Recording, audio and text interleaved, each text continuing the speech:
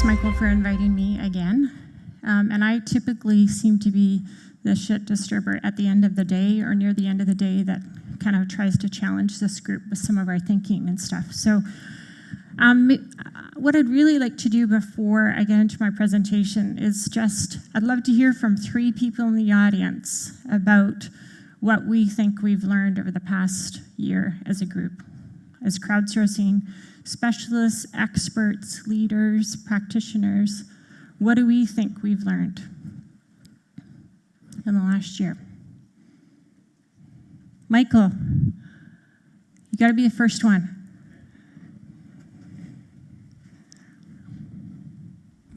I'm not too positive about it. I'm a realist, so I think we learned that it's harder to really reach the goals we think we already reached and try to convince it's not old school, but it's the old thinking, and to really move them to change. And change is always losing control and being transparent, and we are not even there yet by half. So we're still in the future and everyone is kind of catching up. Our time hasn't come yet? Yeah, we're like in a spaceship here, right? And we try to work together in kind of sort of way to understand where the other chances and problems are and then develop it for the next year. Okay, cool. Anybody else? Come on, I'm trying to get some energy in here.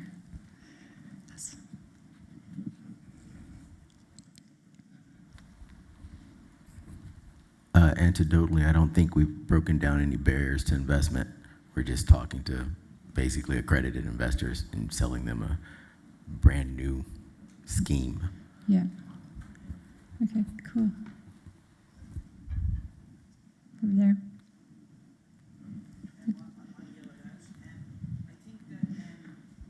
Traditionally, crowdsourcing and crowdfunding were separate, but in the last 12 months, I've seen in the last 12 months, I've seen an unusual thing happening at a lot of the open innovation and crowdsourcing conferences, is the sense that people have started to move crowdsourcing and crowdfunding into one business model. And I suppose after many years of them being, no, they're completely different things, in the last 12 months for me there's a big push from initiatives to move the two into one model, which is what they used to do in Finland 1,000 years ago. So it's nice to see that they're finally going back to the way that crowdsourcing originally was hundreds of years ago.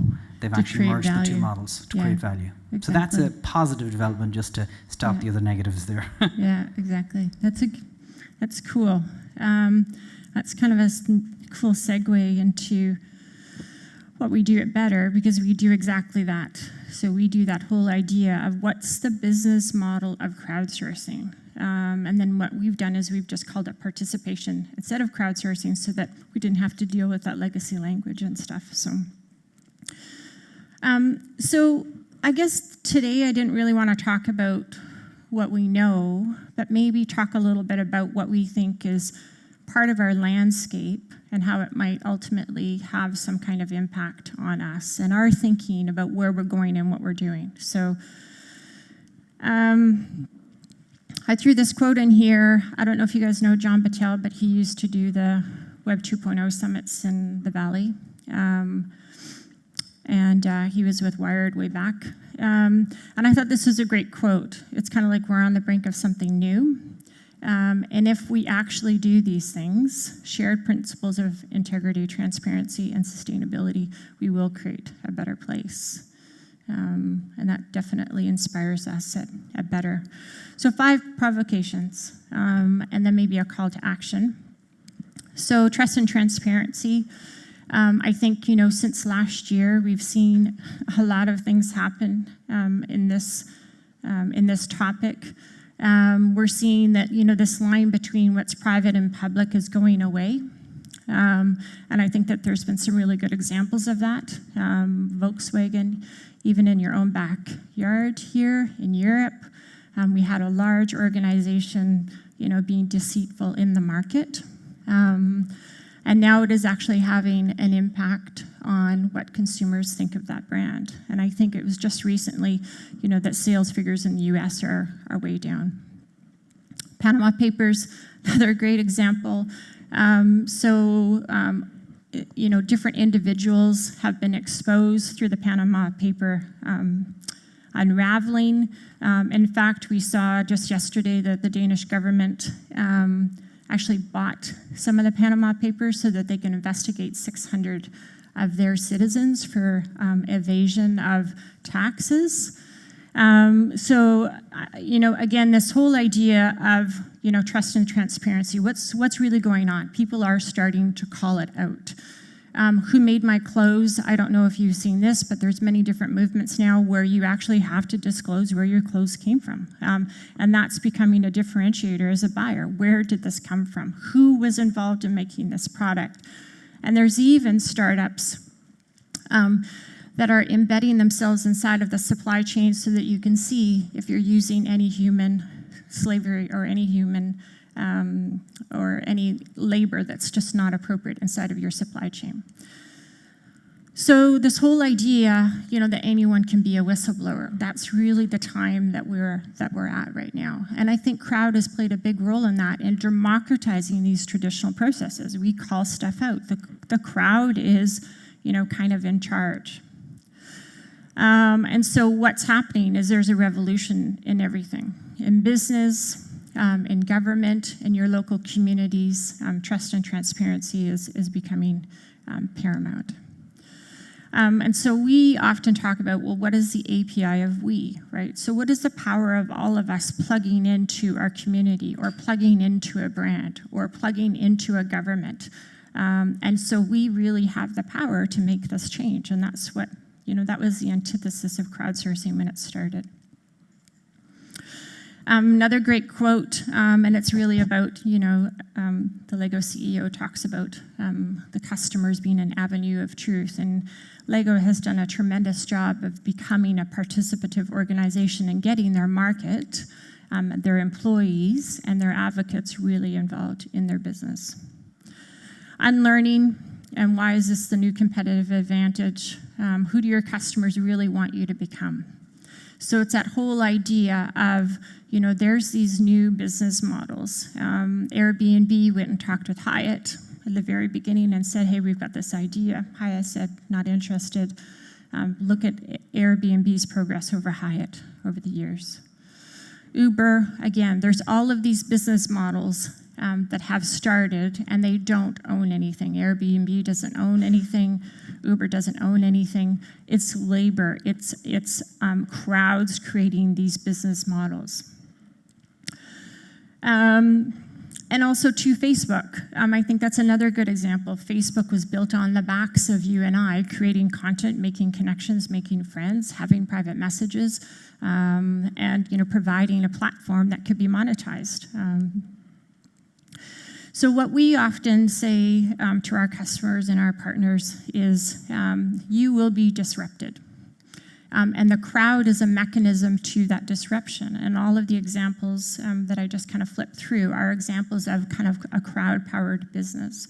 And so we often go, if you were to disrupt your business, if you were physically going to leave your building, walk across the street and set up a new business and call it 2.0 of your business, who would you take with you and what would that business be? Because somebody is already doing that today. And crowd or participation is most likely at the heart of that. Product roadmap. And this one is kind of near and dear to me around the whole concept of being married to a product.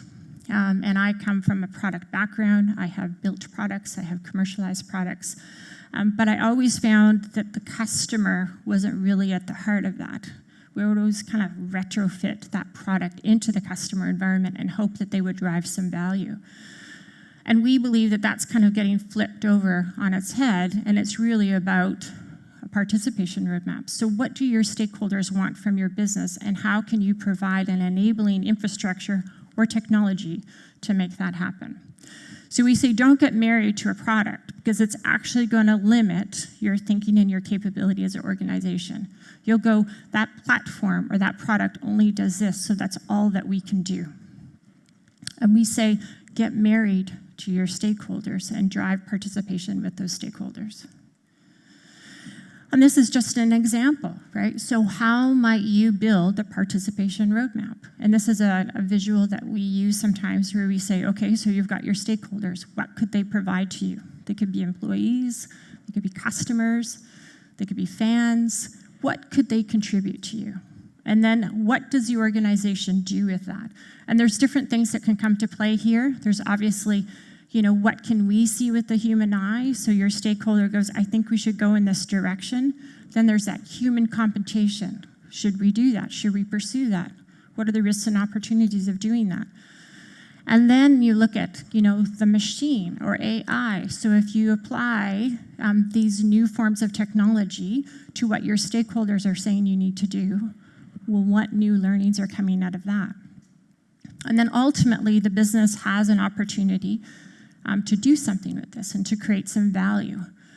But again, what we're proponents of, and we believe that this is the future, and we call it participation and not crowdsourcing, is that the value also has to flow back to the stakeholders. So if your employees are reinventing your business from the inside out, how are they sharing in that value that's being created? It's no longer a job and a gift card for the weekend to go out for dinner. That's nice, but everyone is actually invested in the solution, and so they need to be part of the value that's being created. So we talk about capturing that value, creating that value, and commercializing that value. So how do you harness the power of your crowd through participation to do that?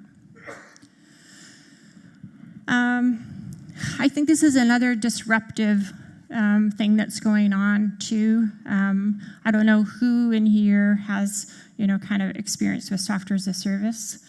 And our experience is starting to lend itself to say it's not really, number one, it's not really needed, and nor does it kind of fit everything. And we want organizations to think of themselves as a platform. So how do they become an enabler? And it's not by buying a piece of software.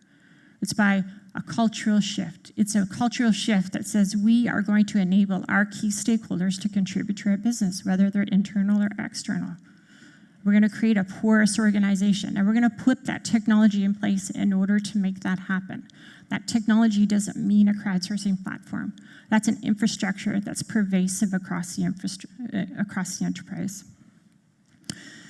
And so today, organizations, the organizations that we work with, and there might be some of those organizations in the room, they have so many tools at their disposal. Technology is becoming a commodity. Many problems or many challenges have been solved. It's what you do on top of the software and the value that you create so that your organization becomes a platform. So I'm kind of just clicking through here. And now we're going to kind of just stay in this theme and just go, okay, what are some examples of participation? And I don't know if the formatting is off here for you guys too, but it is down here. So walk through 5 examples of participation that you wouldn't necessarily call them crowdsourcing. But again, it's organizations using the power of the crowd or using the power of participation to do something different. And this is a really cool example. And we've got a Tesla out in the parking lot. So cool. I didn't know that. But this one, I kind of call it participation go-to-market. So it's this whole idea of how do you use your customers to help you go to market. And so Tesla doesn't have a CMO. At least that's the rumor. They don't have a CMO. So instead what they did was they put in a program called Refer a Friend. And so if you bought a Tesla, you could refer a friend to buy a Tesla, and you would get an incentive for referring your friend to buy a Tesla. There are some people, and I know Steve, my colleague here, my partner in crime, he knows all the stats, but there's someone in Canada who I think is number 2 on the leaderboard. I think he's earned $75,000 just by referring friends to buy a Tesla. So Tesla's been able to use its own customers to help take these cars to market, right? That's not really that complicated, but that's a new business model. I think lots of people know this story. It's one of my favorite stories. It's this idea of, oh, now I'm out of time. So Lego uses the power of the fans to bring products to market. And those products are best performing in the portfolio by a margin perspective. Unilever, they've supported 95 startups to help them advance their sustainability agenda. Those startups, again, aren't part of their organization, but they're harnessing the power of those startups for their objectives. Patagonia, another great example where they tell their customers not to buy more, and to reuse it, to recycle it. And they've got programs, and in fact, they've got trucks driving across the US that you can go to and you can say, fix my Patagonia jacket, right? So it's using the power of the consumer to help them build a new business model, which is recycling, reusing. And Steve knows a little bit about this one too. So this whole idea of being a participation enabler and not a software provider. So I know some of us in this room are selling software, and I'm saying become an enabler for what the customer wants to do. And then I would say on the flip side, if you are a client or a corporation inside of this room, think twice before buying that software. Because do you actually have a strategy to build value on top of that software? I'll flip through this really quick. Gig economy, we know all this stuff. Robots are taking over. 5 million jobs that will be replaced by robots. All of these stats. I've got 3 recommendations. So we're all part of this movement, crowdsourcing, participation, whatever we call it. I love collaborating with Michael on the future of this event and where it's come from, where it's going. It's awesome. But we are a tribe. We believe in something. And I would encourage us to leverage from each other and build this tribe and build our own tribe back at our organizations and find those people who believe in what you're doing. Infect your organization in the possibilities of crowdsourcing and participation. Number 2, go on a mission. So state something ambitious. You want to disrupt your own company. How are you going to do that? How are you going to use people that are not employed by your organization to make that happen?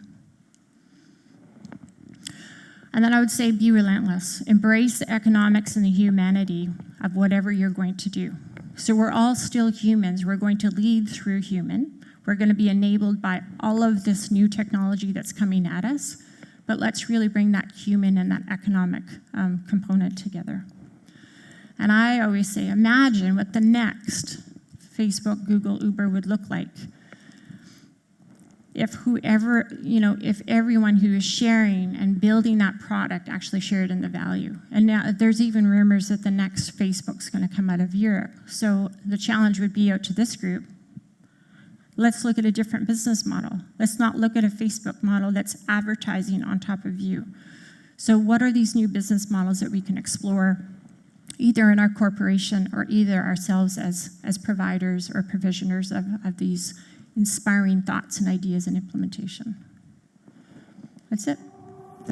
Thank you.